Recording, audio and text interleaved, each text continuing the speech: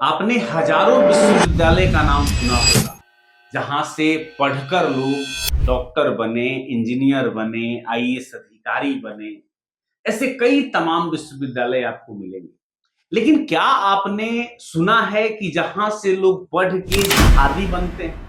और उस विश्वविद्यालय का नाम भी जिहाद विश्वविद्यालय है, जहां से हजारों आतंकवादी पैदा हुए। तालिबान के जो बड़े बड़े नेता हैं वैश्विक स्तर पर, वो इसी विश्वविद्यालय को पढ़े हैं, इसी विश्वविद्यालय से पढ़े हैं। आपको जानकर आश्चर्य होगा कि इस विश्वविद्यालय की जड़ भारत की एक कट्टर मुस्लिम विचारधारा देवबंद से जुड़ा हुआ है। और देवबंद की कहानी 1857 की विद्रोह से जुड़ी हुई है। हम सभी 1857 के विद्रोह से वाकिफ हैं। इस विद्रोह का नेतृत्व दिल्ली के अंतिम मुगल बादशाह बहादुर शाह जफर कर रहे हैं। और इनके साथ थे कुछ उलेमा। उलेमा का अर्थ होता है मुस्लिम धर्म गुरु, जिसमें दो नाम बहुत प्रमुखता से लिया जाता है। पहला है मौलाना मोहम्मद कासिम नानोतवी और दूसरा है राशिद अहमद गंगोही। ये दो नाम ध्यान रखिएगा। 1857 का विद्रोह तो असफल हो गया, लेकिन अंग्रेजों के मन में यह बात बैठ गया, यानी कि ब्रिटिश प्रशासन ने यह मान लिया कि यह जो 1857 का विद्रोह था, इसके दोषी मुसलमान नहीं थे। और उनकी शिक्षा, संपत्ति और मुसलमानों के प्रभाव को अंग्रेजों ने सीमित करने के लिए कई ठोस कदम उठा लिए। अब इसकी स्थिति ये हुई कि जो मुसलमानों की पारंपरिक शिक्षा जो मदरसे में दी जा रही थी, वह खतरे में पड़ गई। अब कुछ उलेमा ये सोचने लगे कि हमारी इस्लामी पहचान तो खतरे में पड़ रही है और इसे संरक्षित करना अब जरूरी है। और इसी उलेमाओं में से, जैसा कि हमने ऊपर आपको दो नाम बताया, मौलाना मोहम्मद कासिम नानोतवी और रशीद अहमद गंगोही, ये दोनों ने जो है मिलकर 1866 में उत्तर प्रदेश के सहारनपुर जिले में एक देवबंद कस्बा है, वहां पर इन्होंने देवबंदी परंपरा को स्थापित किया। मतलब एक मदरसा स्थापित किया। बहुत छोटा सा मदरसा था, जहां पर शरिया यानी कि इस्लामी कानून को पालन करने पर विशेष जोर दिया जाता था। आप कह सकते हो कि यह घोर इस्लामिक रूढ़िवादी संगठन था। लेकिन जब भारत आजाद हुआ 1947 में और पाकिस्तान का विभाजन भारत से हो गया, तो देवबंद शाखा के कई विद्वान और उलेमा ने यह सोच लिया कि अब हमें पाकिस्तान चलना चाहिए, क्योंकि उनकी यह नीति इस्लामिक राष्ट्र में ज्यादा अच्छे से फल फूल सकती थी, वहां ये ज्यादा तरक्की कर सकती। पाकिस्तान में देवबंदी विद्वानों ने कई नई मदरसे स्थापित किए और इन्हीं विद्वानों में से एक थे जिसका नाम था अब्दुल हक, मौलाना अब्दुल हक।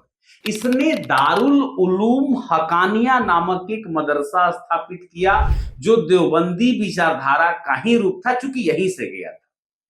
और देवबंदी परंपरा को यहां से इन्होंने आगे बढ़ाया।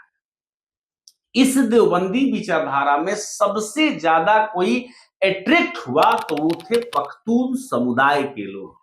पख्तून का मतलब है कि पाकिस्तान और अफगानिस्तान की सीमा पर जो लोग हैं, जिनकी संख्या सबसे अधिक है, उन्हें पख्तून कहा जाता है। और उन्होंने भविष्य में मांग भी की थी कि हमें एक अलग देश दीजिए जिसका नाम बनेगा पख्तूनिस्तान, और इसकी उन लोगों ने लड़ाई भी लड़ी।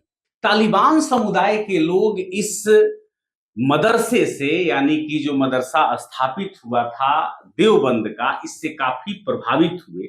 यहां पर कुरान हदीस की तो शिक्षा दी जाती थी, साथ साथ जिहाद की भी शिक्षा दी जाती थी। तालिबान के, जैसा कि हमने आपको पहले भी बताया, कि अधिकांश नेता, जैसे आपने नाम सुना होगा मुल्ला मोहम्मद उमर का, इसी देवबंद मदरसा, जिसे दारुल उलूम हकानिया कहा गया मदरसा का नाम, यहीं से प्रशिक्षण प्राप्त किया। तालिबान ने देवबंदी कट्टर विचारधारा को पूरी तरह से अपनाया। जैसे शरिया के सख्त नियम आज भी आप देख रहे होंगे अफगानिस्तान में ही लागू। गैर इस्लामी प्रथाओं का पुरजोर विरोध, ये सब इनके इस जिहादी विचार में शामिल है और इसीलिए इस तरह से ये कट्टर है।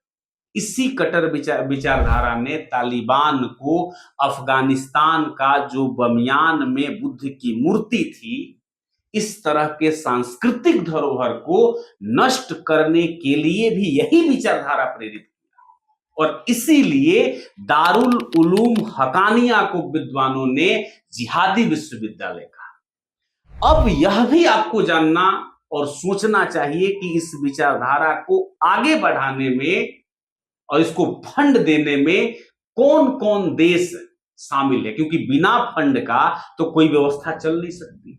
तो इसके पीछे है सऊदी अरेबिया, अमेरिका और पाकिस्तान, तीनों ने मिलकर इस व्यवस्था में भारी फंडिंग।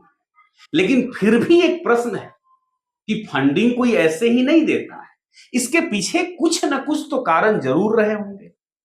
तो कारण था उस वक्त में चल रहा शीत युद्ध। 1979 में सोवियत संघ ने अफगानिस्तान पर आक्रमण कर दिया था और हमने आपको कहा कि पख्तूनिस्तान यानी कि जो तालिबान लोग हैं वो अफगानिस्तान में थे।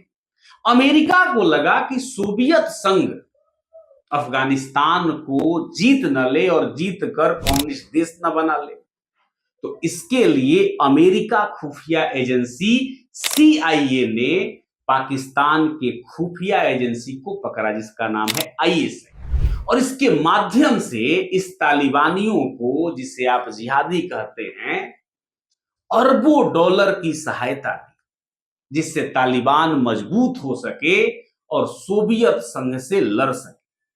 तो मतलब यह हुआ कि भारत से निकला हुआ यह देवबंद विचारधारा आगे चलकर अमेरिका, सऊदी अरेबिया और पाकिस्तान के मदद से जिहाद का विश्वविद्यालय बन गया। उम्मीद है कि आप इस कंटेंट को बहुत अच्छे से समझे होंगे और जिहाद की धारा को समझे होंगे। तो चलिए मिलेंगे फिर किसी नेक्स्ट वीडियो में, तब तक के लिए।